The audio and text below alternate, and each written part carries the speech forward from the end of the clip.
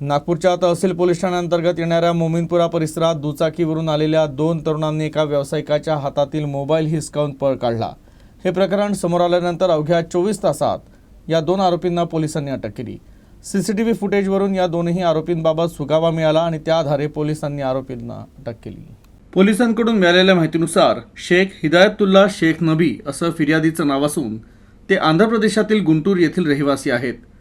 शेख हिदायतुल्ला हे जुन्या जेसीबी मशीनच्या खरेदी विक्रीचा व्यवसाय करतात।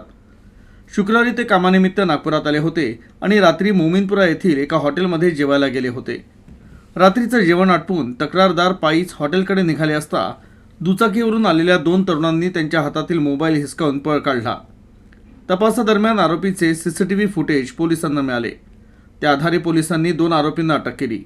अटक करण्यात आलेल्या आरोपींमध्ये आमिर खान, झाकीर खान आणि एहतेशाम खान उर्फ भुऱ्या उर्फ रफीक खान यांना ताब्यात घेण्यात आलं। त्यांच्याकडून चोरीच्या मोबाईलसह आणखी 2 मोबाईल जप्त करण्यात आले। त्या आरोपींनी अंबाझरी आणि सीताबाडी पोलीस ठाण्याच्या हद्दीतून चोरले होते।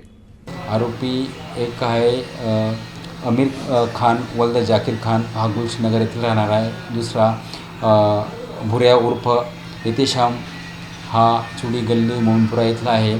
हे दोघांना ताब्यात घेतलं। आरोपी नंबर 2 भुऱ्या याच्याकडे मोबाईल त्याने घरी ठेवलेला होता, तो मोबाईल आपण रिकवर केला। तसंच आरोपींना PCR घेतला। PCR असताना त्यांची एक चौकशी केली। चौकशीत त्यांनी अशाच प्रकारे 2 मोबाईल पण चोरलेले होते।